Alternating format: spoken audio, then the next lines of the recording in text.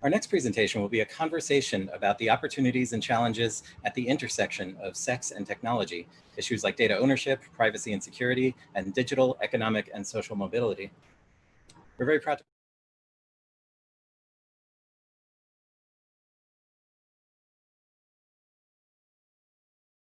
Hello, Hope 2020, and welcome to Empathy in Digital Space, Empathy, Equity, and Sex Tech at the Margins. I am Dr. Kit Stubbs. My pronouns are they, them. I am thrilled to be back for my fourth Hope, and this year I am really excited to be bringing to the stage SX Noir. Hello, everyone. Sad we are not meeting IRL. Instead, we're meeting URL. That's what Gen Z says. So I picked that up. My name is SX Noir, and I am the self-proclaimed thought leader of sex technology. I am the host of a podcast called Thot Leader Pod, where we navigate the intersections of sex work, sex tech, privacy, security, dating, and just sex technology as a whole. I am also the host of Corona Thoughts, a documentary navigating how COVID-19 is impacting the sex industry. And last but not least, I am the vice president of the Women of Sex Technology, a community of femme-identifying, female-presenting people who are navigating the world of sex technology. So I was so excited. So let's see, I got to meet SX last fall at a hacking, hustling symposium at Harvard, which was really trying to center sex workers in the conversation on sex tech and privacy. And getting to meet them and chat, I was like, okay, we got to get you to Hope. Let's go. And so I'm so excited to have her here. We're really going to have kind of a conversation, I'm going to interview SX about, they've been doing a lot of really awesome work and awesome thinking around sex, tech, and empathy. And I think those are things that y'all will really enjoy. So we're very excited to have this conversation. We're going to start with SX and I are going to chat for a while. And then at the end, we'll open it up to your questions and we'll get you involved in the conversation as well. So yeah. Yay, here we go. It was amazing. Yeah, like so when we met at Harvard, it was my first time ever at Harvard. And I was like, ooh, I'm at Harvard. And it was amazing. Hacking Hustling curated this group of speakers and different just teach-ins. And we were sitting there in a lecture room at Harvard, and I'm going, this is wild. And it was a rainy day, and I think we were just all kind of indoors the entire time. And I drove in on the megabus that day, and it was just so amazing to be in camaraderie with people who were very interested in championing sex worker rights. So that was an awesome day. It was an awesome day. And so we started talking about what we could talk about and what of SX's work, what of your work we could bring here. And one of the first things that really intrigued me was you started talking about empathy and empathy in digital space. So when you think about empathy in digital space, what are you talking about? So it's important too. I love definitions. I think as we all are interpreters of our own text, we all have our own definitions, but the general definition of empathy is the ability to share and understand the feelings of one another. And I believe that as we navigate digital space even more, we are losing empathy. We are losing the ability to understand someone else's emotions and understand the importance of sharing that space with someone else, whether they be happiness or discomfort. And so what I'm seeing is that in digital space, we have a lot of dissociation and just kind of split reality thinking when it comes to navigating the emotions that you have in digital space regarding social, emotional impact. So yeah, that's kind of what I mean by empathy in digital space, of how are we creating and designing for people to be able to relate to others, and not only relate, but care and reward that and reward the caring of other people and their feelings. Yeah, and I certainly feel like, particularly as a queer non-binary person, for me, when I think of empathy, it's like, yeah, when someone tells you who they are, you take it, you accept it, you go from there. Like, okay, your name, my name is Kit, my pronouns are they, them, my gender is non-binary. Great, that's a given, right? Somebody may use labels for themselves that you don't know, you haven't heard of. Well, that's there. That's what it is.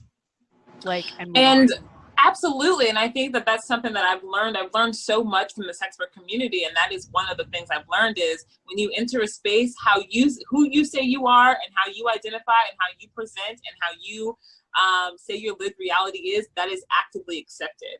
I believe there's a lot of, when we talk about upholding the tools of white supremacy, questioning someone's identity and their reality is absolutely a tool of white supremacy. And again, all right, off the bat, we done dropped the big word, white supremacy. You'll hear it again throughout the speech. Spoiler alert. Spoiler alert, but it's a bit different from, for example, capitalism or etc. It's something that is very strategic and making people feel inferior or that they are not good enough. And so something I love to practice is radical empathy. And that absolutely involves radical thoughtfulness, the thought leader, THOT, thoughtfulness, that you accept them as who they say they are. Imagine how that must feel. Imagine how that must feel to just be accepted for the reality you want to live in.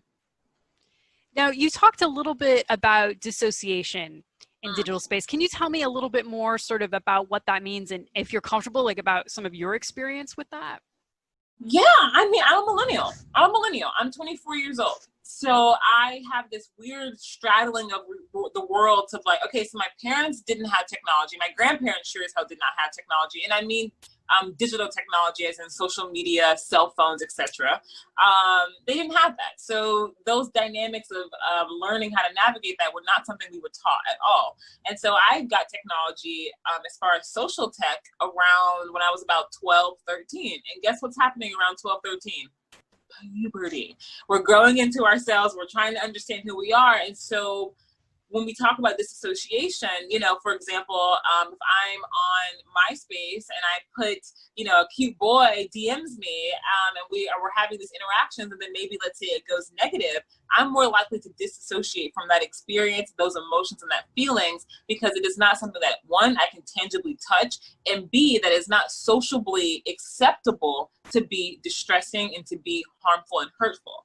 So if I go on to try to share, I was really hurt by this person in digital space, there's several things happening. One, people are like, why are you so hurt? And then two, we'll just get over it. So we kind of are socially training people to disassociate from digital space in a way that we don't get the privilege of doing that in physical space. If someone comes up to you and says something really insulting in person, you have to respond and react in that moment, right? Our fight or flight goes into active motion. Versus digital space, you kind of have, okay, well, there's a lot more layers of understanding how this is impacting us and our emotions. And I feel like it seems that for sure for Black and Indigenous people of color, that's just going to compound, right? You may be dealing with misogynoir. I know for queer and trans people of color, it's like, oh, well, you've got the racism and the homophobia and the transphobia all trying to potentially at play at the same time. Right. So something that we have to acknowledge, I'm reading this brilliant book by here it is. I'm reading this brilliant book called Technopoly by Neil Postman, okay? And he talks about the function of technology and how the very function of it has a bias and an intention of how people are to learn, right? So he talks about how the photograph is not the enemy of the painter. The writer is not the enemy of the television person. And so navigating that more of just understanding that when we create new technologies, we create new functions of society. There's no adding to, it's completely radically changed. So when you're navigating digital space, specifically the internet, specifically social media, you're having two things fighting each other all the time. One, the rapid sharing of information and knowledge available. And then two, the wanting to uphold capitalistic, white supremacy, patriarchal, misogynistic views that we see in physical space. We want to maintain that in digital space. So you see this constant fight of like, okay, but I know better, but this is how the world's always been functioning. And it's the same way for BIPOC people, right? So in digital space, while you may, as a BIPOC, you may feel more liberated, but there's so many things on the back end that are actually actively oppressing you. And so this is what we're seeing that's happening in digital space. We're seeing that we're seeing that the same things that are happening in physical space as far as harassment, abuse, that's all I need to say really, is happening again in digital space. It's echoing in digital space, because the same people who are making digital space are the same people who have created the rules socially and otherwise in physical space.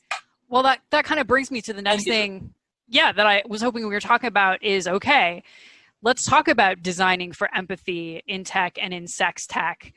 Who's building this? How do we encourage or reward? How do we have that radical thoughtfulness as designers?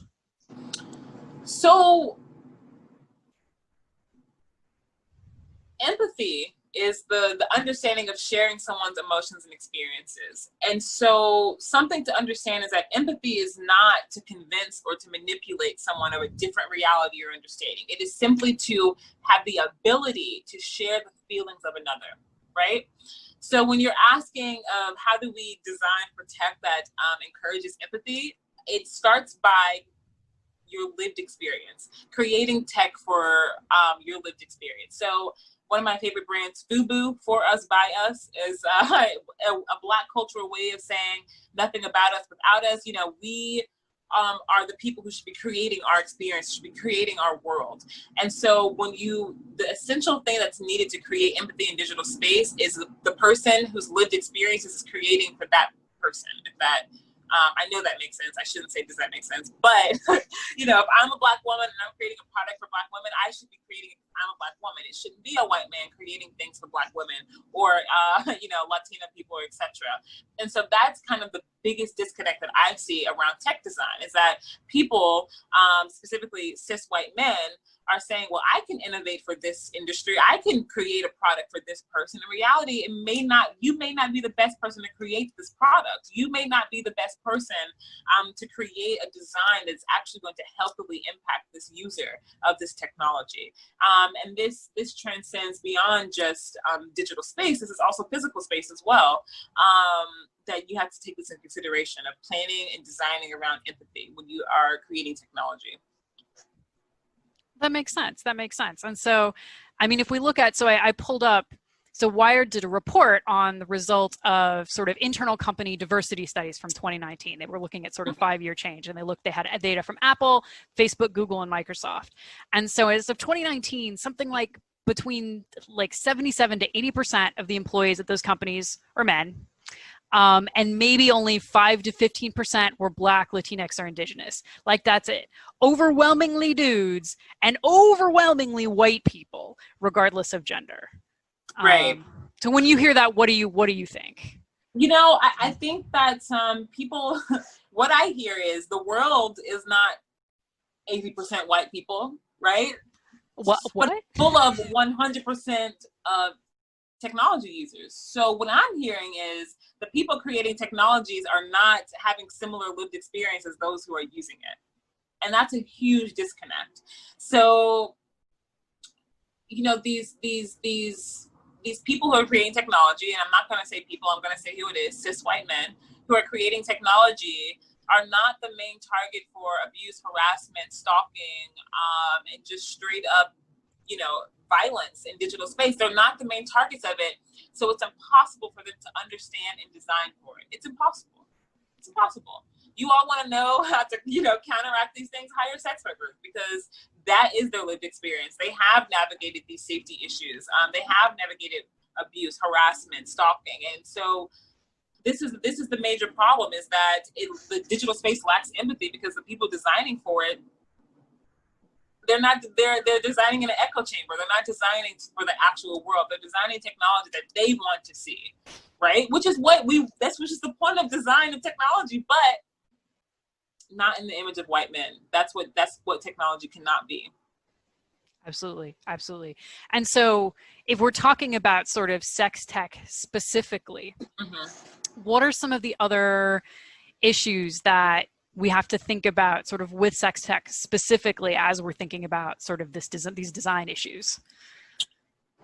So sex technology is a vast industry. It's huge. It's the next $1 trillion market. That's what we champion at the Women of Sex Technology.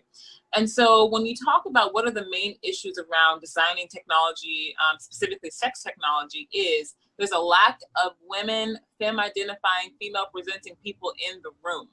Therefore, their experiences are not represented. So it is very difficult to create and design for those people in a good way, because they're not represented when they're not there. And so I think, when we talk about sex technology, there's a knee-jerk reaction. Cindy Gallup talks about this knee-jerk reaction to sex. I'm a consumer of it, but I can't invest in it, right? This kind of shame and stigma that's deeply attached to anything around sexuality. And I said that sex tech is a vast industry, and I mean it. It's entertainment, yes. It's VR pornography, it's augmented reality, it's all the good, the fun, entertainment elements of it, but it's also assault reporting. It's also birth control. It's also hormones. It's also, IVF. It's also education. It's also business. It's also, ancillary products like lube, condoms, etc. that navigate sex positivity in the sex industry. And so we have to acknowledge that when we're talking about design. And so when I tell you, when we're looking at these stats and saying, these are Apple and Facebook, Google, and Microsoft, who say they're not sex tech companies. I think they're the biggest sex tech companies in the world.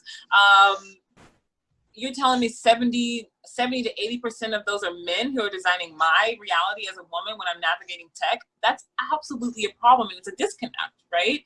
And so we need more tech equity for femmes. That's what I see the biggest issue being, is that femmes should own and have the right to design for themselves and what they want to see in the world. Yeah, absolutely. And I would agree, right? I could say the same thing about non-binary folks or trans people, trans men, trans women, trans non-binary, like it's a whole space out there, right? Where are like the needs that a cis woman and a trans man are going to have in terms of sex tech are going to be very different, like for a lot of reasons. Like, absolutely. And, and something that we're navigating within Women of Sex Tech is not being a catch-all for everyone who's not a cis man. And that's tricky. That's hard. We're trying to navigate, how do we truly honor and respect people's reality and not just assume, if it's not cis men, it's everything else. And that is just exclusionary and also binary in itself. And so, and that's something we're having to experience, right? And so I think it's just having, like I said, the radical empathy, radical thoughtfulness, and just realizing that there is a lot of history at play here that's happening. There's a lot of history at play, that we're moving into the future, and these are all new things, but we have to look at our past to understand the present in this case, I think, for sure. Yeah, absolutely. Yeah. Yay. So if we're thinking about these digital spaces, we're thinking about who's got equity and who doesn't, who has capital and who doesn't. One of the things you also started telling me about, which is something I had never thought about before, was the idea of upward mobility through digital space. Can you tell us a little bit about that? That's one of my favorite topics, is upward mobility in digital space. When I became a sex worker activist and I started intersecting into the sex tech world, it was a very kind of civilian way for me to explain the dynamics that happen within the sex trade. Because upward mobility is a concept of upward mobility. It's an idea that you are moving up in the world in whichever way that is. And so I like to break it down into 3 different categories: financially, emotionally, and socially. So everyone understands financial upward mobility. That's, you got more money. You're making more money. You got more money. And in America, that's our MO. Okay, that is our motive, is to have more money, more money, right? Financial upward mobility. But there's some other things that we have upward mobility for as well, especially when we introduce digital space. And this is social and this is emotional. So social upward mobility is when, like, the influencer, right? This person has a lot of social mobility, right? They have a lot of ways to move up in this social regards. And this is a companionship, connection, just kind of that way of you have those resources to move upward socially. And then we also have emotionally. And this is when we started talking about empathy, right? The ability to understand someone else's feelings. Or can you grow emotionally in digital space and also physical space? Is that allowed for you? Or are you stinted in your growth to grow emotionally, right? And so I like to talk about that because oftentimes it's always a bit of a balance between all of them, right? Because you may have, if you are an activist, for example, you may have a lot of social upward mobility, but you may not have a lot of financial upward mobility. If you're a Wall Street trader, you may have a shit ton of social if you're a Wall Street trader, you may have a shit ton of financial upward mobility, but not much emotional upward mobility, right? And so these are all things that we trade, that we sell, that we buy. These are all things that we buy into, sell, and trade into, right? So when you talk about difficult concepts like shadow banning, algorithms, all these digital components that absolutely impact how you live your life, we have to talk about social, financial, emotional upward mobility because it impacts them differently. So if you are someone who is, let's say, a queer woman on Instagram and you have been shadow banned, now you are being oppressed emotional, financial, gosh, why can I not speak? Let me just restart that whole thing. Okay.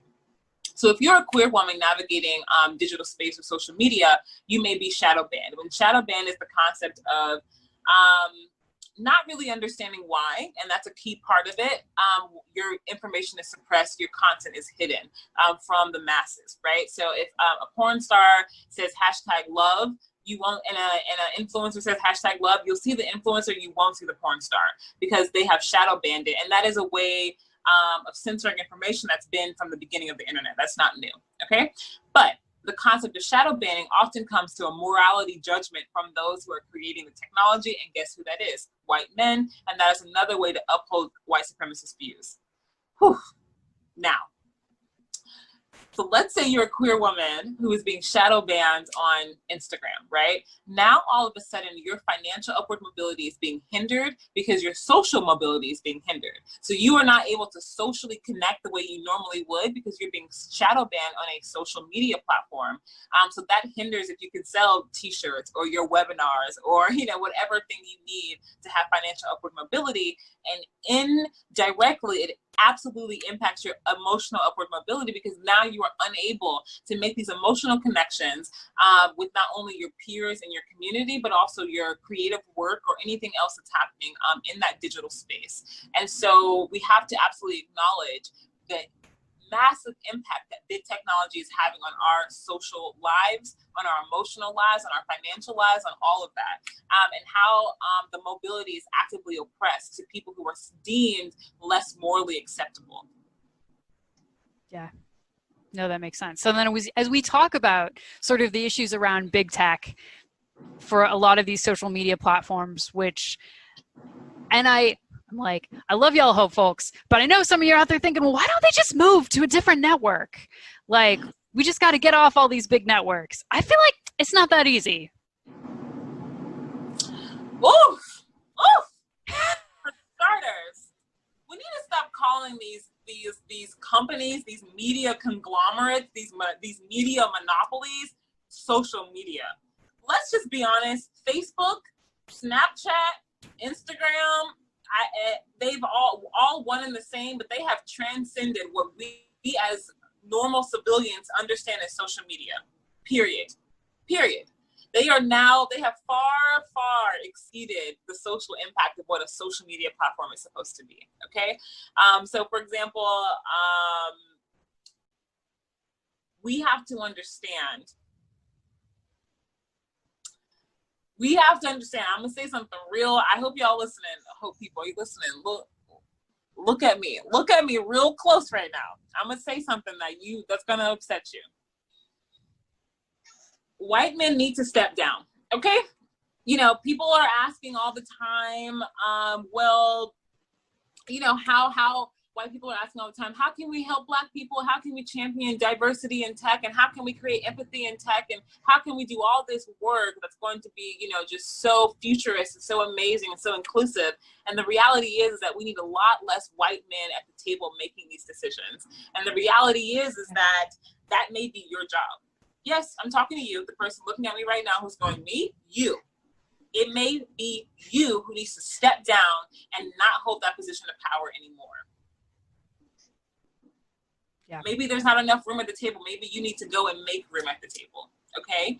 And so feeding a little bit deeper into this and how big tech plays into the white supremacy culture that we have in America is this idea that you, as a white man, as a white person, because white women are not exempt, feel that you are the person who should hold these roles and that you should have this power and that why shouldn't you? And questioning even your holding of this power is absolutely upholding white supremacist structures in America.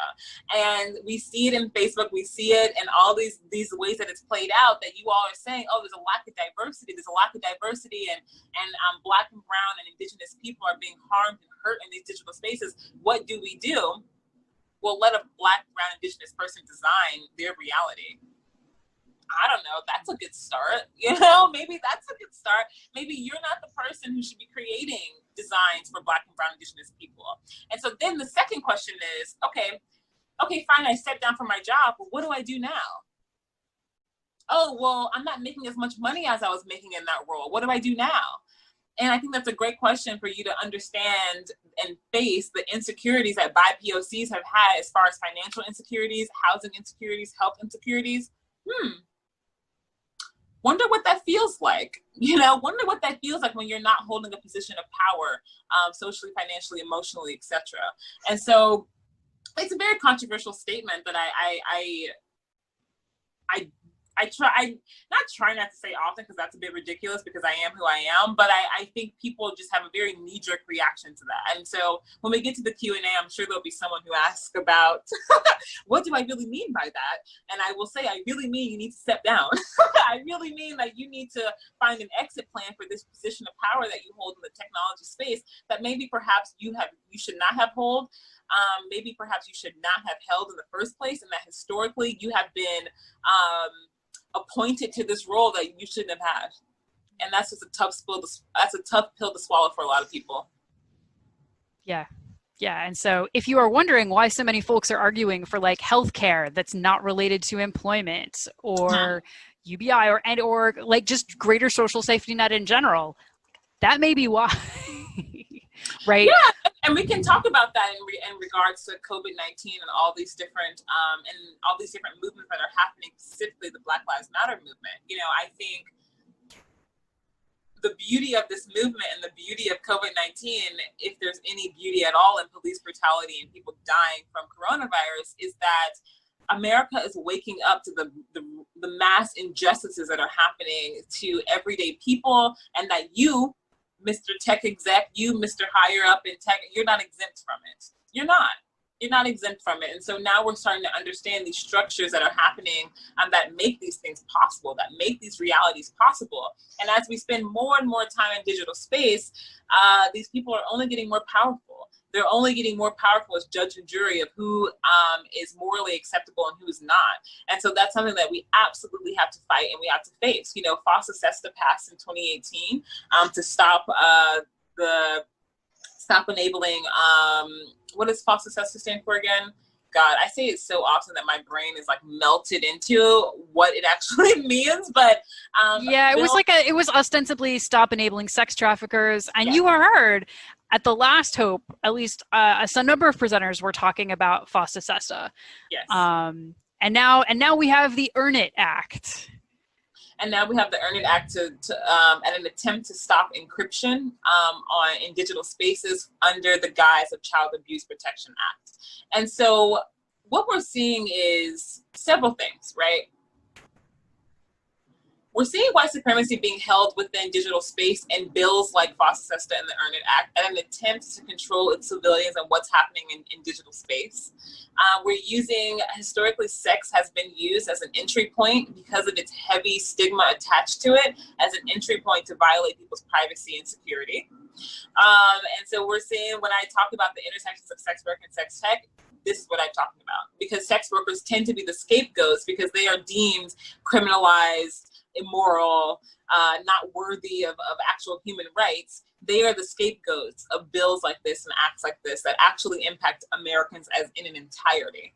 So, yeah, that's a lot. That's a lot for y'all. I hope y'all are soaking this in because it's a lot. We're dropping some gems here right now. Let me tell you. Well, so is there anything else that you wanted to share, some of your thoughts around sort of privacy, security, sort of data ownership? Because that's what a lot of this boils down to. Yeah, so definitely. I believe that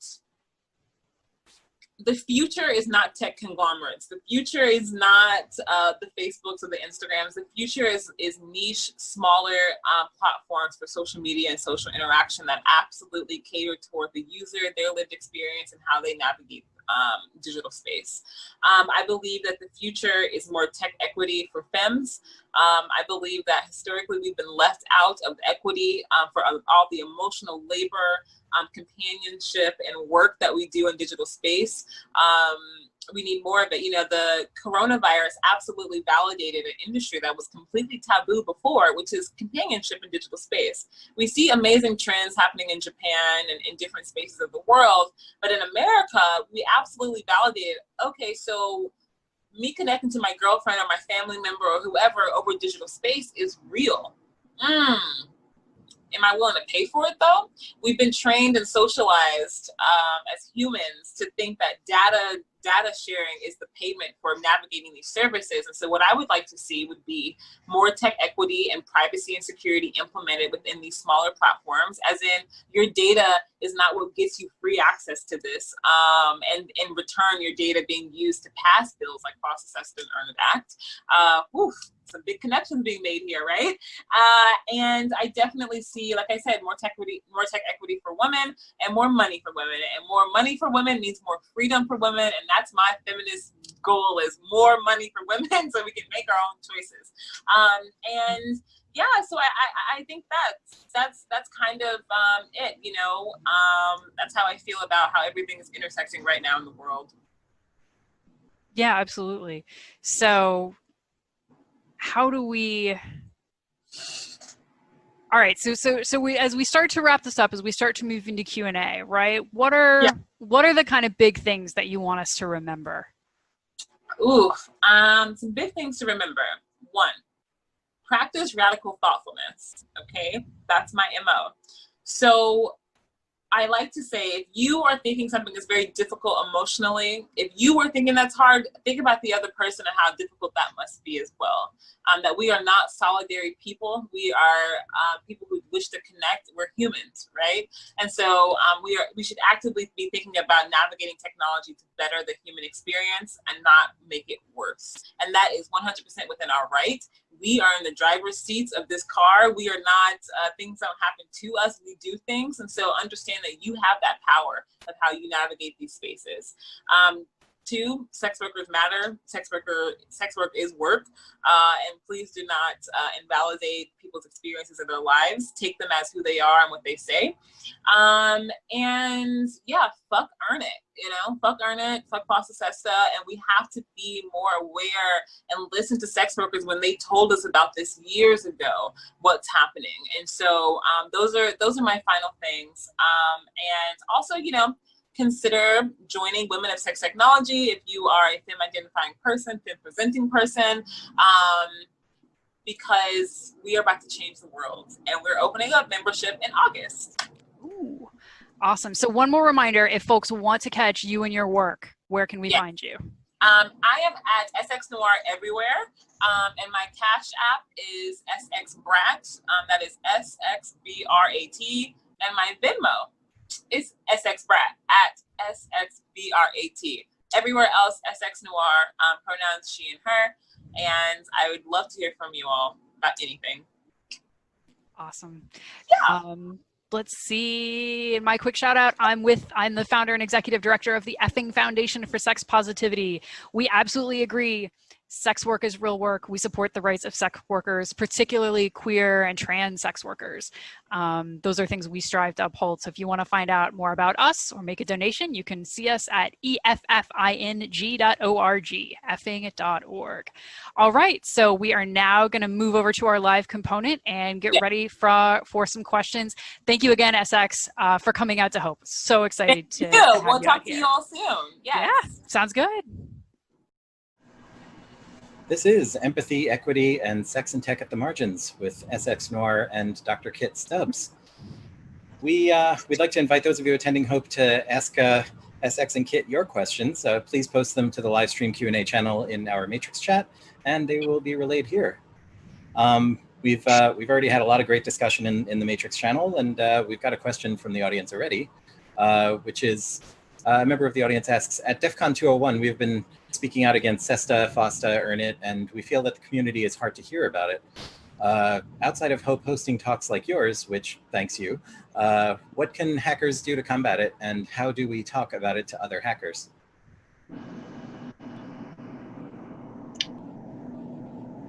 Hello, everyone. How's it going? We can't really see you, so it's kind of awkward, but we've just been chatting behind the scenes, having a good old time about Twitter and algorithms and emails that went missing. You all know what we're talking about. So very happy to be here with you all. So yeah, I will knock it off. I'm SX Noir, she, her pronouns. And so the question, you know, how do you talk about it to other hackers? My favorite advice to give is the biggest place that you can make a difference, the best place you can be an activist and champion the rights that you believe in as far as socially and politically is your dinner table. It's when you're having drinks with friends. It's when you're relaxing. It's when you have those very intimate moments with people who could have different views from you, starting from a similar place of understanding and then sharing your views and expanding on that. Because, you know, you can get on a stage all you want. You can go and tweet out into the entire world. But really, it's those conversations you have with those closest to you to understand if you are politically aligned in regards to digital matters. So that's what I would say. I would say it's not rocket science. Just talk to your friends. Yeah, no, I would. Oh, get here. Hello, everyone. Yay. It's like, oh, we made it. We're all here. Yeah, no, I would agree, right? A lot of it is like, as people start bringing up, you know, hopefully you're talking about sort of ways you're getting active. And it's like, whoa, have y'all heard about Earn It? Like, do you like have you heard about this? Like, you like talking, like, you want people to be able to say, talk about sex on the internet. Really, even just talking about sex on the internet, let alone any other kinds of sex work, like SESTA FOSTA has already had a huge chilling impact in terms of speech about sex and sexuality, right? And so, yeah, it's just like letting people know. And, you know, it's the usual kind of, if you can, like calling your representatives or texting or emailing to let them know that you are on to them. Like you understand that there are huge negative consequences. But yeah. No, thank you. Great question. And we appreciate your support. We do appreciate your support. And one last little comment. One thing I heard from an amazing organizer named Kate Zinn with Red Canary Song is that it's okay to have a self-interest in the things that you are an activist for. It's okay to be personally invested in the outcome of a result in politics. So that's that. Nice. Another member of the audience asks, was dissociation mentioned as a lack of association, or was it actively not wanting to associate? I'll go ahead and respond to that. I think both. They're in digital space. What I was referring to in dissociation was this idea of disconnection. So it is the active meaning of not wanting to connect and the active meaning of not being able to connect. So when we speak about emotional upward mobility, dissociation is a huge hindrance to that. And a harm reduction tactic is to practice empathy, to be able to understand how you can connect with someone and how you can understand what message they are attempting to share with you. Someone asks, if you don't have the skills to talk to someone from their side, is it better to not have the conversation with someone who believes in unfounded conspiracy? Can you do harm trying? I can answer this, but I'm gonna leave it up. Kit, do you have anything? You go right ahead. You go right ahead. I'm still thinking on it. So there's some words like conspiracy. So first of all, I mean, navigating a conspiracy is just that, it's a conspiracy. So it's not something that is necessary. It's very much an emotionally charged conversation. So that is a different navigation. But as far as speaking to someone who could have opposing views, just to let you know, I'm from Missouri. I'm from Kansas City, Missouri. That is Trump land. And I am a sex worker activist. So please believe I approach conversations consistently with people who have counter views. I would say this is a moment. Clearly, you're asking this question. from a place that maybe you've had a conversation that didn't really go so well, and that maybe left you a little bit more upset in the end than it did as productive. And I would say this is a great time for self-learning on how to de-escalate and how to have really communicative conversations. Because when we talk about politics, politics is politics, and it's not business and it's not personal, but it is. Everything about politics is personal. I'm a Black woman, I exist, and my existence is political. And so when you start talking to someone and it seems as if your life is a debate, that can get very, very emotional. So the ways that I give tips is just approach it from a very common place. When in the talk you all just watched, I talk about the upward mobility spectrum, financially, socially, emotionally, and that tends to be how I break that ice before I start talking about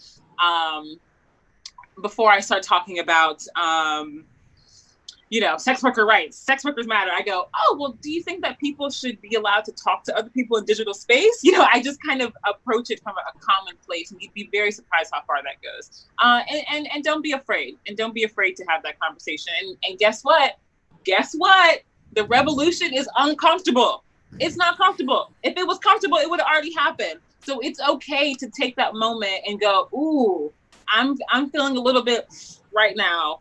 And give yourself that grace and space to continue that conversation. Because just like I said, activism starts at the dinner table. This is part of that process, being a little bit uncomfortable to get to a place of common understanding. Indeed. That's fabulous.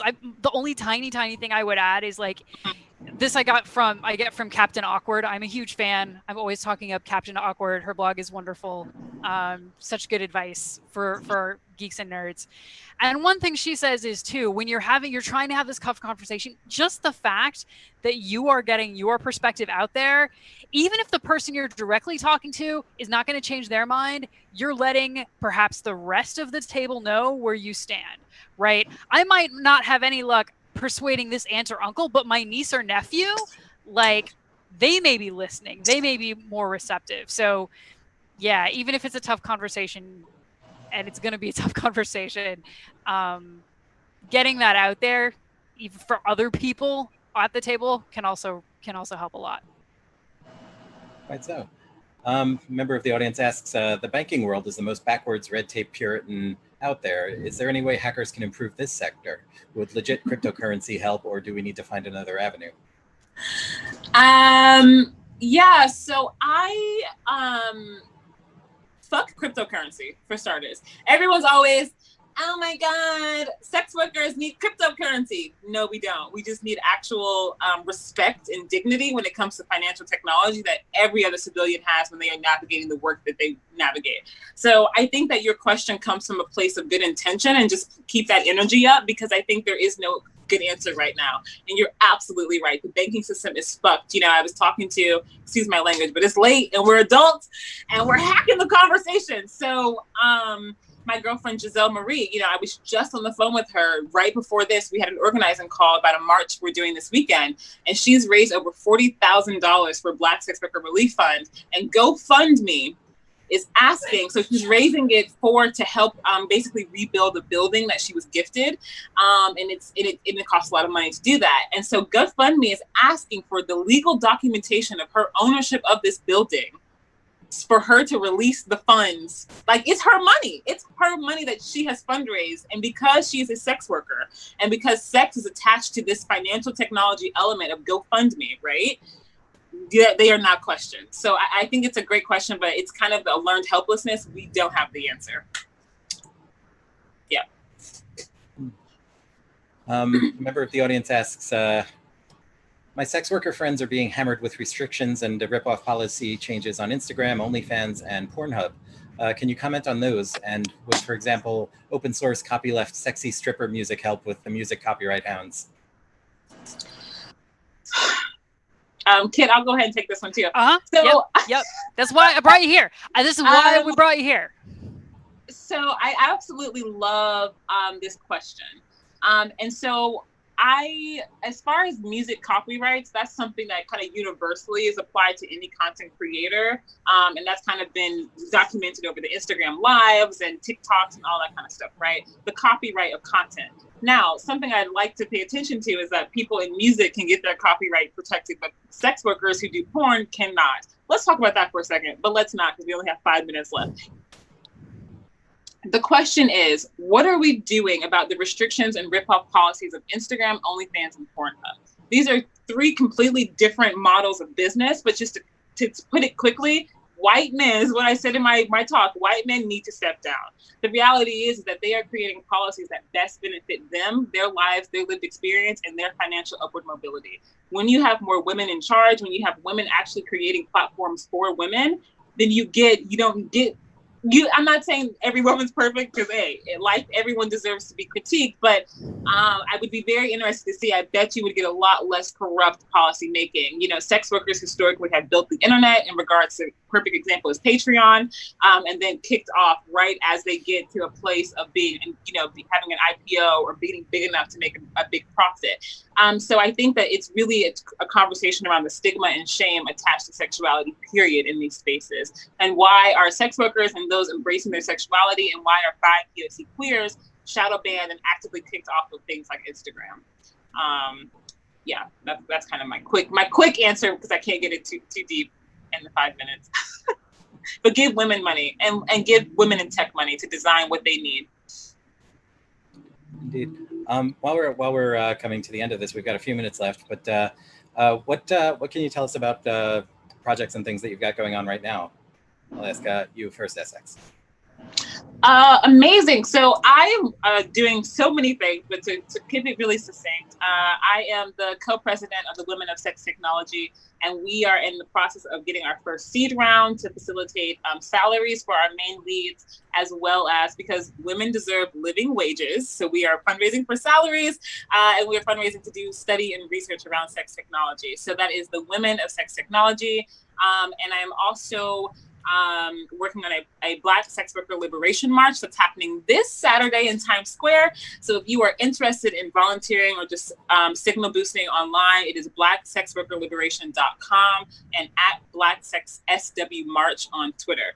So that's happening this Saturday at Times Square, and we're very excited. I went to scout out the location today, and that's taking up a lot of my time as far as organizing.